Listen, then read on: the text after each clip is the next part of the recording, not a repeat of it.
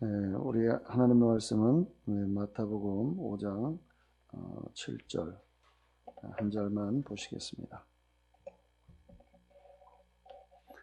우리 같이 앞에 있는 화면으로 한번 읽어보기를 바랍니다. 시작. 긍휼히 여기는 자는 복이 있나니 저희가 긍휼히 여김을 받을 것이며. 아멘. 인사합시다. 반갑습니다. 오늘 이렇게 환자들이 많은지 몰라요.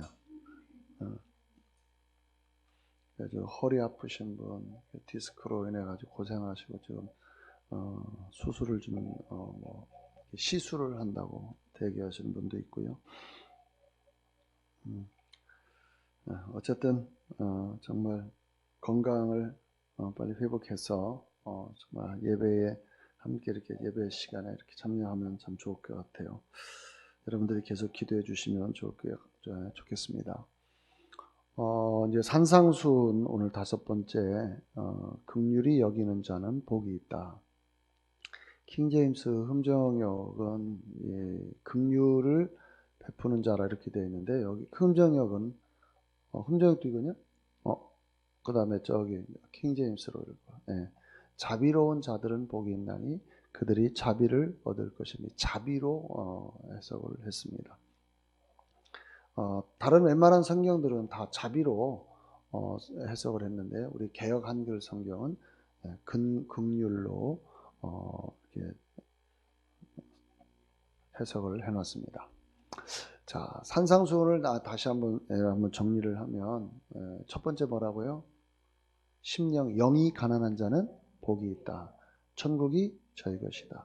그러니까 영이 가난하다는 것은 이렇게 갈급함을 이야기하는 거예요. 그러니까 영적인 갈급함을 가지고 하나님의 말씀을 계속 이렇게 진리를 묵상하고 진리를 자꾸만 찾는 사람들은 진짜 천국을 경험하는 것이에요. 왜냐하면 말씀 자체가 사실은 천국의 말씀이고 천국의 언어이기 때문에 이것을 우리가 그대로 말씀을 경험하는 거기 때문에 천국을 경험할 수밖에 없어요. 그래서 이미 저와 여러분들은 천국의 사람들이기 때문에 영적인 정말 이 갈급한 심정을 가지고 말씀을 항상 대하는, 그래서 말씀이 송일꿀보다 더 단 말씀이 되어야 돼요. 아멘.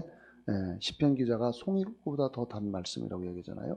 그래서 우리 영이 가난한 자는 복이 되고 천국이 저희 것이다. 그 다음에 이제 4절에 보면 애통하는 자, 통상 이 애통하는 자를 회개하는 것으로 다 풀어놨어요. 근데 회개가 아니에요.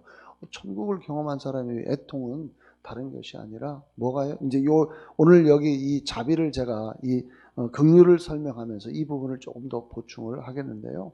이것은 이 천국 경험하지 못한 자들을 내가 바라볼 때에 어떤 마음이세요? 정말 애통하는 마음. 저들도 이 천국을 경험하면 얼마나 좋겠는가.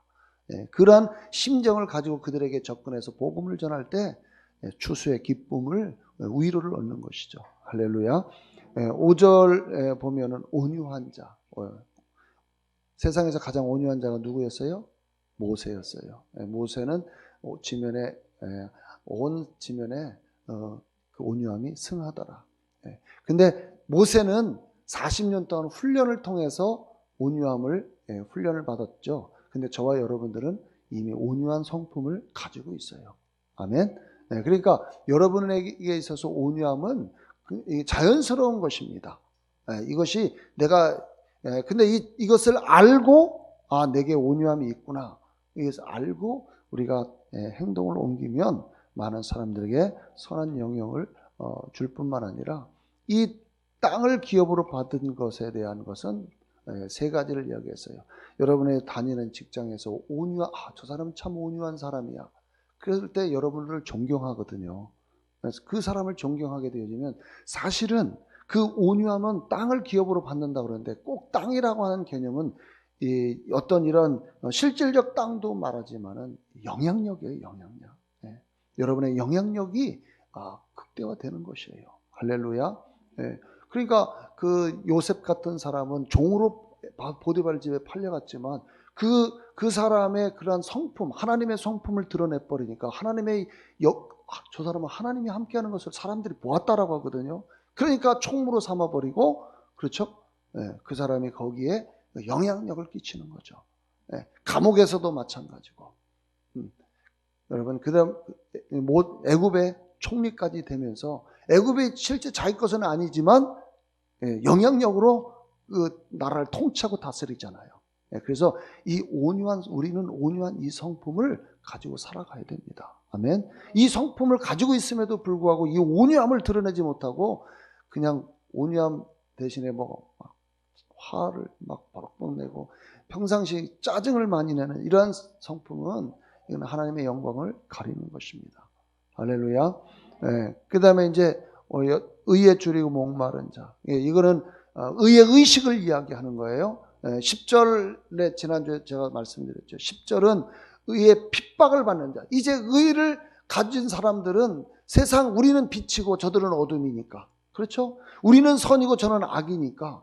악이 오히려 선이 견디지 못해야 되는데 악한 사람이 선함을 보고 견디지를 못하는 거예요. 그러니까 어떻게 해요? 의인들을 핍박하는 거예요. 왜? 나처럼 자기들처럼 더러워야 되는데 자기 깨끗한 척하니까 그 꼴을 못 보는 거예요. 그 의인은 핍박을 받을 수밖에 없어요. 그런데 오늘 6절에 보니까 뭐라고 해요? 의에 줄이고 목마른 자는, 다시 말하면 우리 의의 의식을 먼저 가지라는 거예요. 의의 의식. 내가 의인이구나. 이 의식에 완전히 젖어 있어야 내가 의의 행동을 나타낼 수 있는 거예요. 그래서 주님은 너 의의 의식을 가져라. 그러면 배부를 것이다. 다시 말하면 여러분, 진리로 채워진 사람들이 어떻게 배고픔을 느끼겠어요? 그렇죠? 그러니까 주님은 뭐라고 말씀하세요? 사람이 떡으로만 살 것이 아니요 하나님의 입으로 나오는 모든 말씀으로 살 것이다. 할렐루야. 그러니까 이 영적인 굶주림은요 피폐해지는 거예요. 근데 영적으로 풍성해지면요 안 먹어도 배부르다는 거 아시죠? 그걸 경험할 수 있는 거예요. 그러니까 이 의의 의식, 진리의 의식으로 완전히 우리 삶의 자체를 갖다가 장악을 해야 돼요. 의식의 부분을 강조하신 거예요. 그 다음에 이제 오늘 이제 드디어 이제 긍휼히 여기는 자, 이제 7절에 긍휼히 여기는 자는 복이 있다. 이 긍휼에는요 두 가지 의미가 있어요. 헬라어는 제가 거기다 써놨는데 이 헬라어를 그 70인의 사람들이 히브리어로 왜냐하면 이 누구를 위해서, 유대인들을 위해서 이 히브리어로 다시 이것을 번역을 했는데, 그 번역한 것 중에 이제 두 가지, 이 긍휼이라고 하는 단어에 두 가지 의미를 가지고 있는 단어가 있어요. 라함이라고 하는 히브리어가 있는데, 이 라함은 슬픔, 애통을 이야기해요. 감정적인 부분을 이야기해요. 여러분, 그러니까 다시 말하면 상대방의 어떤 그런 처지를 생각해서 그 사람을 동정하고 그 사람과 함께 정말 기뻐하고 하는 거예요. 그러니까 어느 분이, 우리가 이게 돌아가시면 조문을 하잖아요. 그렇죠? 조문을 해서 같이 슬퍼해 주는 거. 그래서 로마서의 사도 바울은 뭐예요? 너희가 슬퍼하는 자와 같이 울어주라고 이야기를 하는 거예요. 그거 필요한 거예요. 왜냐하면 그거 울어줌으로 인해서 그 사람의 슬픔을 반감시켜 주는 거예요. 같이 아파해 주는 거예요. 이게 라함이에요. 이게 긍휼이라는 단어의 히브리어 첫 번째 의미를 가지고 있어요. 여러분 이 결혼 예식장에 가가지고 같이 축하 줄 때, 여러분 그냥 쓸쓸히 그 결혼식 하는 것보다 같이 참여해줘서 그 사람의 앞날을 자녀를 축복해주고, 또 결혼을 정말 시키는 그 부모, 지금까지 고생해서 키워줬던 그 부모의 그 노고도 축하해주고 노고 위로도 해주고 해서 그 사람과 같이 그 기쁨을 나누고 하는, 이것이 바로 라함이에요. 이게 긍휼이에요. 그래서 요즘은 참 이게 안타까운 게 뭐냐면, 무슨 결혼식 이걸 하면 무슨 고지서 보내는 것으로 고지서 받았다고 하는 사람들이 있어요. 그 사람은 긍휼한 마음이 없는 거예요. 그러면 그분은 자기는 결혼할 때 이 청첩장 안 보냈나? 다 보냈잖아요. 그래서 우리가 그런 생각을 갖지 마시고 어떤 이런 것을 받았을 때에 기도해주고 축하해주고 참 또 한 가정이 아름답게 출발하거나 그 가정을 위해서 우리가 기도해주고 그렇잖아요. 네. 그 다음에 찾아가서 같이 또 격려도 해주고 축하도 해주고 또 슬픔을 당한 사람에게는 같이 찾아가서 오히려 조문도 해주고 위로해주고. 여러분, 물질이 중요한 것이 아니에요. 마음을 서로 통하는 것, 이것이 우리에게 필요한 것이죠. 이게 라함이에요. 라함, 히브리어로. 네. 그래서 그 잠언서에 보면 그 살피라는 거예요. 살피라. 네. 양떼를 살피고 소떼를 살피라고 말씀하시는 거예요. 성도들이 아픔을 입는데 나몰라라는 목회자는 큰 올바른 목회자가 아니죠. 네. 그래서 오늘 저와 여러분들이 정말 이제는 이 긍휼함을 가지고 우리가 인생을 서로 이웃과 또 같은 아는 사람의 어떤 이런 부분들을 모든 영역에서 수용하고 즐겁고 기쁨으로 그 모든 것들을 받아들여서 함께 할 수 있는 저와 여러분이 되었으면 좋겠어요. 아멘. 네. 그래서 참 이 성경에 참 재미있는 말씀이 있어요. 마태복음 25장 34절을 한번. 자, 시작. 그때 임금이 그 오른편에 있는 자들에게 이르시되 내 아버지께 복받을 자들이여 나와 창세로부터 너희를 위하여 예비된 나라를 상속하라. 내가 줄일 때에 너희가 먹을 것을 주었고 목마를 때에 마시게 하였고 나그네 되었을 때 영접하였고 벗었을 때에 옷을 입혔고 병들었을 때에 돌아보았고 옥에 갇혔을 때에 와서 보았느니라. 이에 의인들이 대답하여 가로되 주여 우리가 어느 때에 주의 줄이신 것을 보고 공개하였으며 목마르신 것을 보고 마시게 하였나이까? 어느 때에 나그네 되신 것을 보고 영접하였으며 벗으신 것을 보고 옷 입혔나이까? 어느 때에 병드신 것이나 옥에 갇히신 걸 보고 가서 배웠나이까 하리니 임금이 대답하여 가라사대 내가 진실로 너에게 이르노니 너희가 여기 내 형제 중에 지극히 작은 자 하나에게 한 것이 곧 내게 한 것이니라 하시고. 아멘. 여러분, 이 주님께서 말씀하시는 거예요. 제자들은 주님이 뭐 병들고 뭐 굶주리고 뭐 이렇게 축복할 때 자기들은 한 것이 아무것도 없다라고 이야기하는 거예요. 그런데 주님은 뭐라고 하냐면 아니다. 지극히 내 형제 중에 내 형제 중, 형제는 누구예요? 그리스도 안에 있는 사람들 말하죠. 그 형제들을 자에게 내가 한 것, 그 지극히 작은 자 하나에게 한 것, 그것이 물 한 잔을 줬건 그 사람에게 내가 어떤 기도를 해줬건 마음을 표현했건 이런 모든 것을 한 것이 곧 주님께 한 것이다.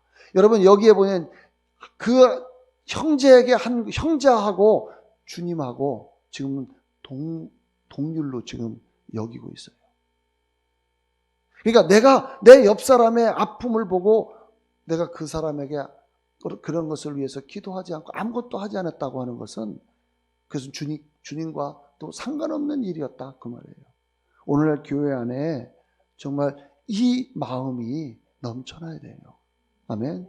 오늘날 교회가 이 부분에서 이게 사라졌기 때문에 오히려 교회 안에서도 경쟁의 관계가 되어지고 교회 안에서 정말 자기 어떻게 하면 이득을 취할 것인가라고 하는 이러한 생각에 머무르다 보니까 교회가 정말 주님과 상관없는 사람들로 넘쳐나고 있어요. 오늘날 교회가 빨리 회복이 되어야 됩니다. 아멘. 긍휼함이라는 것은 바로 이거예요. 누가 아플 때 가만히 나 몰라라. 우리 성도들은 정말 그런 고통과 아픔이 있을 때 찾아가서 위로해주고 기도해줄 수 있는 우리 모두가 되어야 됩니다. 아멘. 이게 긍휼이에요. 이게 긍휼이에요. 이게 긍휼이에요. 긍휼의 히브리어의 두 번째 단어가 헤세드라고 하는 단어인데 아까 자비라는 말이에요. 자비. 근데 이 자비라는 뜻은 아까 우리가 앞에는 그 라함이라고 하는 히브리어는 감정적인 부분이잖아요.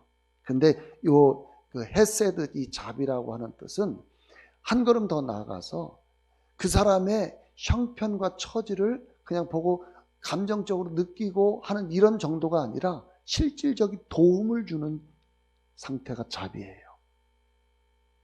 이해되시겠습니까? 예를 들어서 저 사람이 어떤 정말 그래서 성경에 보면은 그런 마태복음 5장 39절 한번 봅시다.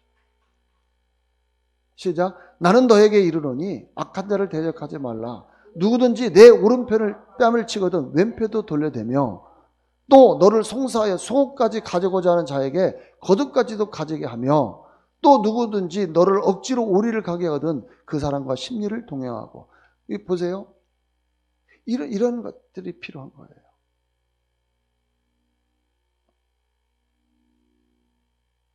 그 사람의 입장에서 실질적으로 그 행동에서 구체적인 도움을 주는 것. 성경에서 이런 부분들이 참 많이 나와요. 어떤 친구에게 밤늦게 와가지고 빵을 구하잖아요. 그럴 때 뭐라고 얘기해요? 내가 지금 잠들었는데 말하지 마라. 그런데 이렇게 깨어나서 그 사람 요구를 들어주잖아요. 물론 이것은 하나님께서도 우리의 요구를 들어주신다는 말씀이기도 하지만 그러나 여러분 그 실질적인 도움을 그래 너 네 마음은 알아.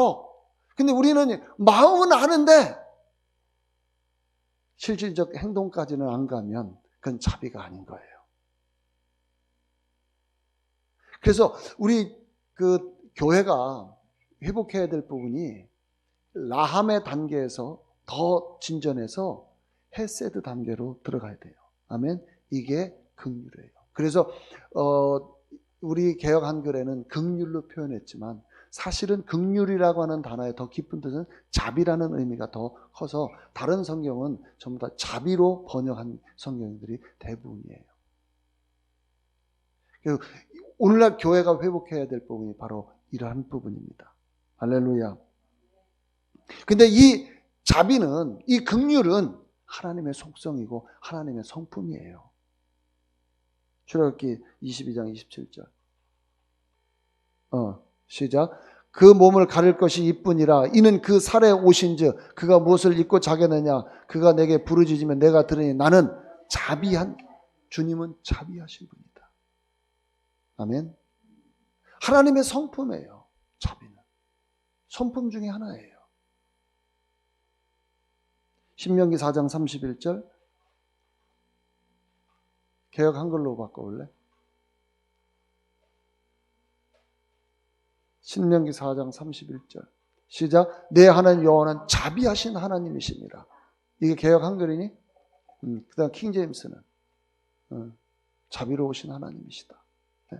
그래서 하나님의 속성 자체가 자비하십니다. 히브리서 9장 5절 히브리서 9장 5절 네. 시작. 또 그 외에는 자비석을 덮는 영광의 그룹들이 있는데 이것들에 관해 지금 낱낱이 말할 수 없느니라. 여러분 성막 안에 보면은 그 지성소 안에 뭐가 있어요? 그 궤가 있잖아요. 궤, 언약궤, 법궤. 근데 그 언약궤를 덮는 그룹이 그 자비석이 하나님의 자비하심을 나타내요. 고린도후서 1장 3절 시작. 하나님은 송축하려다 그는 우리 주 예수 그리스도 아버지요 자비의 아버지시요 모든 의뢰의 하나님이십니다. 그러니까 하나님은 하나님의 이 자비, 긍휼 이게 성품이세요. 그런데 저와 여러분들에게도 여러분 우리가 거듭날 때에 하나님의 성품을 우리가 가졌다고 얘기했죠. 아멘. 우리는 그래서 우리가 태어날 때에 하나님의 성품을 가지고 태어났기 때문에 여러분 안에도 자비함이 있다는 거예요.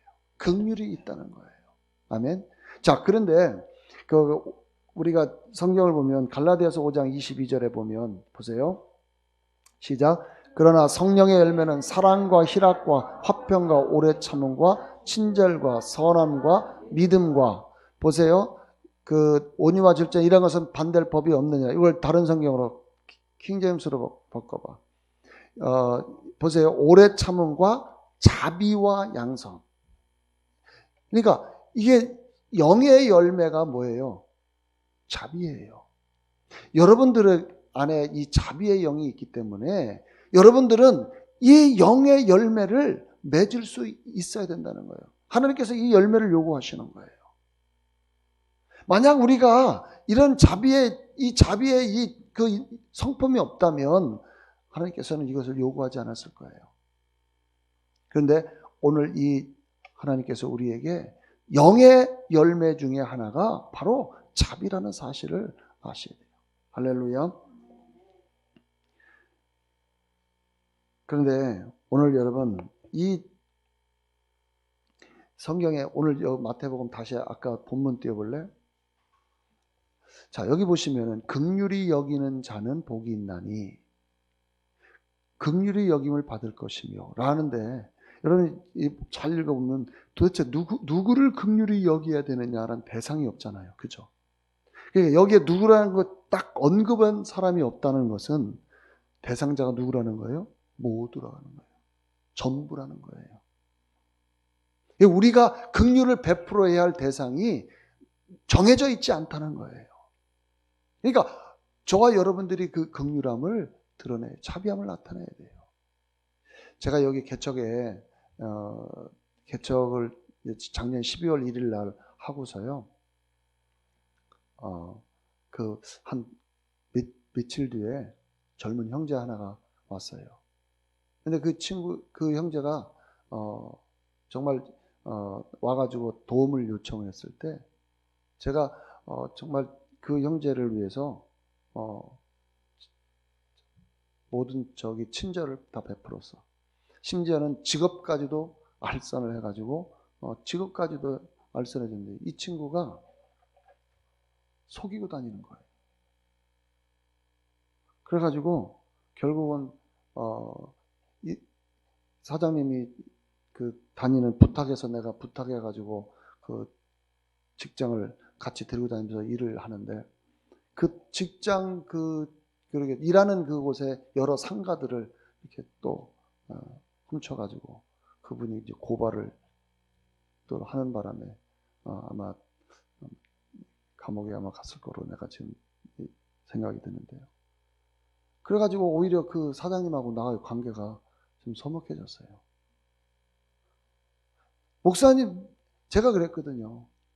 내가 이 사람을 정말 한번 살리고 싶어서 내가 소개를 하는데 나는 이 분야를 모르니까 얘는 젊고 그러니까 한번 일을 써보시고 마음에 들면 쓰시고 마음에 들지 않으면 안 써도 됩니다.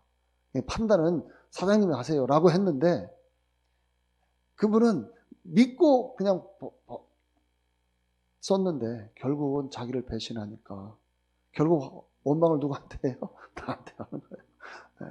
나는 마음에 안 들으면 버리라고 했는데 안 버리고 나한테 화살이 돌아오더라고요. 또 한 친구는 이제 중국에 있는 친구인데 이 친구도 저쪽 그 함렬이라는 거기에서 농장에서 가지 농장에서 열심히 일하는데 이 친구는 또 그 중국의 사람인데 비자 없이 여기 불법 체류자가 돼가지고 쫓겨서 거기서 한 1년 동안 일하다 쫓겨가지고 왔어요. 대전 들렸다 어떻게 해가지고 이 간판 보고 나한테 저녁에 밤에 와가지고 그래서 이 형제를 좀 도와주고 그래서 이제 다른데 다시 또 내려가서 좀 다시 이제 직장을 거기서 다시 한번 알아보라고 보냈는데 한 달 만에 왔어요. 연락도 없이. 근데 포천까지 갔다가 왔다 가더라고요. 근데 이제 도저히 여기서는 안 되니까 들어가려고 중국에 들어가려고 마지막 인사. 왜냐하면 한 며칠 동안 있으면서 도움을 줬으니까 너무 감사해서 혹시 중국에 들어오시면 제 핸드폰 번호하고 주소를 줄 테니까 오시라고 연락을 달라고 인사하려고 그랬어요. 왔다는 거예요. 코로나 때문에 요즘 비행기도 안 뜨잖아요. 네, 그래서 이제 저쪽 군산 쪽으로, 저쪽 광주 쪽으로 가서, 서울 쪽에서는 안 되니까 광주 쪽으로 가서 뭐 이제 간다고 들어간다고 인사 왔는데, 그러면 너 여기서 생활할 수 있느냐 했더니 생활할 수 있다고 하더라고요. 그래서 또 아는 사람을 또 불러가지고 또 이렇게 소개를 했어요. 너무 또 착실하고 성실해서. 그랬더니 이 친구가 또 한 달 정도 일하고서는 갑자기 들어온 사라져 버렸어요. 그래가지고 사장님 나한테 계속 전화 오는데, 아무래도 간 것 같다. 참, 그러니까 내가 그분하고 또 관계가 또 서먹해져요. 그래서 앞으로는 우리 산모하고 둘이서 앞으로 절대 소개시키지 말자. 근데 저는 이 긍휼한 마음이 있어서 참 도와주고 싶은 마음이 있어서 했는데, 참 사람 마음은 참 모르는 거예요. 예. 나를 속이고 가는 건 괜찮은데 이렇게 그 사람의 상대를 피해를 주면 안 되잖아요. 그래서 참 제가 그것 때문에 뭐 상처는 받지는 않습니다. 그런데 저도 그냥 축복을 했어요. 얼마나 저기 하면 그렇겠느냐. 둘 다 축복했어요. 근데 이런 배신감이 있다고 해서, 배신했다고 해서 또 다른 사람 오면 내가 돕는 일을 이제는 내가 돕는 일은 하지만 소개는 할 수가 없는 이유가, 이제 알아서 이제 직장을 잡을 수밖에 없어요. 그러나 사랑으로 돕는 것, 내가 긍휼함을 가지고 돕는 일은 할 수 있잖아요.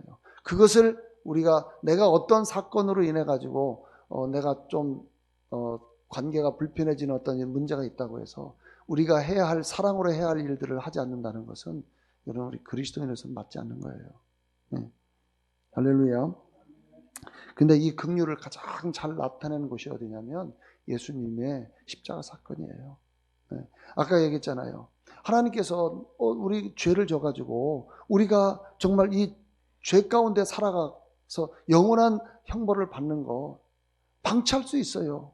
하나님 입장에서는. 그렇죠? 그런데 하나님께서는 그 동정만 하는 것이 아니고, 그죠? 동정만 하시고, 안타깝다, 불쌍하다, 이 정도만 해서 그냥 끝냈으면 우리는 영원히 지옥에 가는데, 그분께서 독생자를 이 땅에 보내셔서, 그렇죠?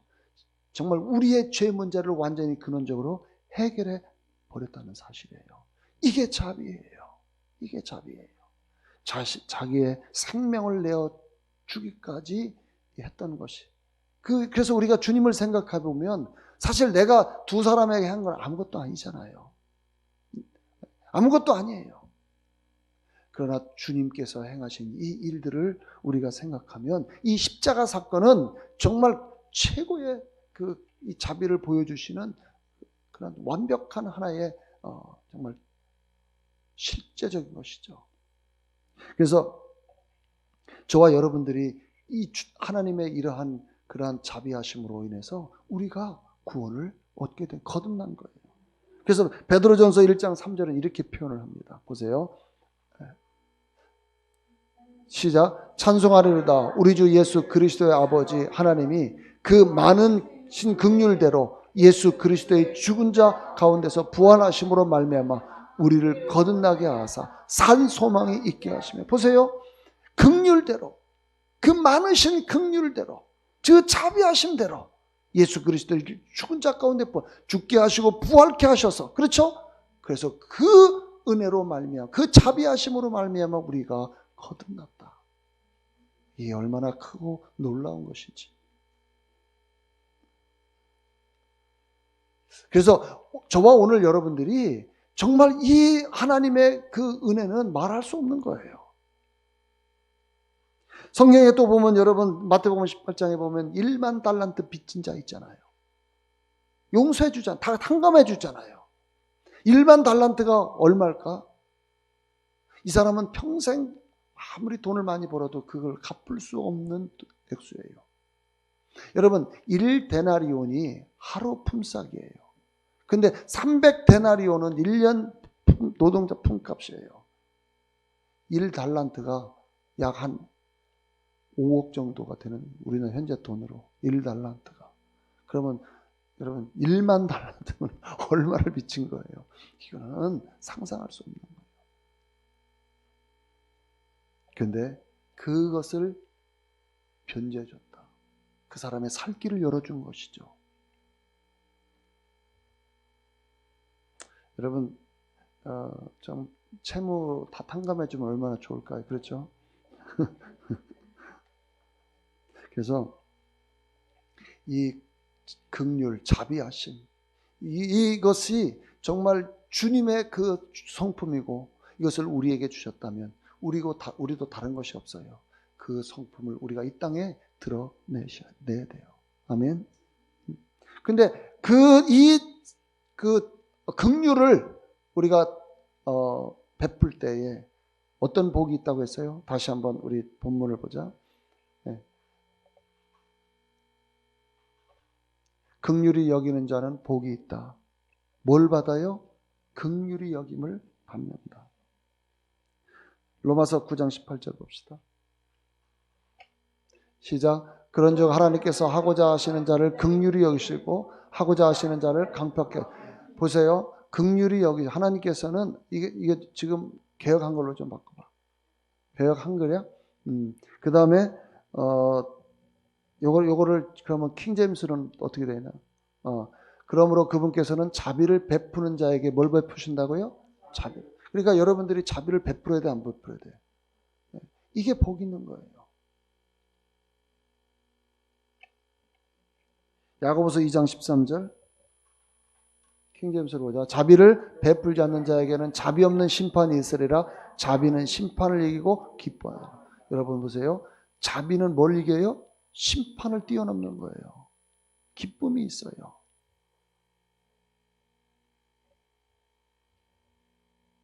아까 우리가 마태복음 25장에 이 소자 하나에게 한 것이 곧 내게 한 것이라고 하잖아요. 그죠? 그러니까 그 사람에게 뭐가 있어요? 그 사람에게 마태복음 5장 25장 45절 보세요. 25장 45 시작. 왕이 그들에 대답하여 말하기를 진실로 내가 너에게 말하니 너희가 이들 중에 가장 작은 자 하나에게 하지 않은 것이 곧 나에게 하지 아니한 것이. 보세요. 이것을 하지 않는 자는 곧 하나님께 하지 않는 거라 그런 거죠. 그런데 이것을 한 자에게는 뭐가 있어요? 아까 시작. 왕이 그의 오른편에 있는 사람들에게 말하기를 오라 내 아버지의 복을 받은 자들아. 보세요. 이 사람들이 복 있는 사람들이에요. 그래서 지금 이 마지막 이게는 지금 언제냐면 최후의 심판 때에 자 보세요. 31절 봅시다. 시작. 인자가 그의 영광 중에 오고 또 모든 거룩한 천사들이 그와 함께 오면 그때 그가 그의 영광의 보좌에 앉으리니 그 앞에 모든 민족들을 모아놓고 마치 목자가 양들을 염소들에게서 갈라놓듯이 그들을 따로 갈라놓으리라. 양과 염소를 갈라놓고 양은 어디로 가요? 33절. 그래야 양들은 그의 오른편에 염소들은 그의 왼편에. 다시 말하면 염소들은 심판이고 그죠? 그 다음에 양들은 어디예요? 천국으로 하나님의 복을 받는 자들이 된다는 거예요. 그러니까 이것이 시제가 그 마태복음 5장 그 7절을 보면 시제가 얻을 것이라고 이렇게 미래형으로 되어 있지만 이미 이것이 이루어진 사건이라고 했죠. 지금 우리 저와 여러분에게는. 그러니까 이것은 이 땅에서도 내가 그러한 자비의 복을 받을 뿐만 아니라 영원한 하나님 나라에서도 그것을 누리는 그런 복을 얻게 될 거라는 거죠. 할렐루야. 네, 그러므로 이 땅에 정말 하나님의 성품을 나타내야 할 저와 여러분들이 이 성품을 드러내지 못함으로 인해서 얼마나 많은 하나님의 영광을 가리는 부분이 많습니까? 그래서 오늘 저와 여러분들이 이러한 부분에서 다시 한번 우리가 좀 깊이 생각을 하면서 주님께서 오늘 우리에게 말씀하시는 것 다른 것이 없어요. 우리가 이 성품을 드러내는 것입니다. 특히 로마서 한번 요것만 더 봅시다. 9장 22절과 23절 시작. 하나님께서 그의 진노를 나타내시고 또 그의 능력을 알게 하시려고 멸하기에 합당한 진노의 그릇들을 심히 오래 참으심으로 인내하시며 영광에 이르도록 예비된 자비의 그릇들에 대하여 그의 영광의 풍요함을 알게 하고자. 보세요. 두 개의 그릇이 있어요. 하나는 진노의 그릇, 하나는 긍휼의 그릇, 자비의 그릇이 있어요. 저와 여러분들은 자비의 긍휼의 그릇에 속한 사람들이에요. 이 긍휼에 속한 사람들은 뭐가 있어요? 영광에 이르도록 되어 있고요. 또 뭐예요? 영광의 풍성함을 알고 그것을 누리는 자들이 되는 거예요. 근데 22절 진노의 그릇은 뭐예요? 진노를 경험하는 거예요. 진노의 사람 얼마나 불쌍한 거예요. 그렇기 때문에 우리가 이 긍휼의 사람들이, 긍휼의 성품을 가진 저희들이, 긍휼의 그릇에 우리들이 그 그릇다운 모습으로 우리가 사람들에게 비춰져야 세상 사람들에게 선한 영향력을 끼칠 수 있다 그 말이죠. 그래서 예수님께서 이 산상수훈을 통해서 우리에게 말씀해 주시는 이 의미를 여러분들이 깊이 이해하시고 이번 한 주 동안에 여러분 자비를, 긍휼을 베푸십시오. 아멘. 긍휼을 베푸시는 저와 여러분이 됩시다. 기도하겠습니다.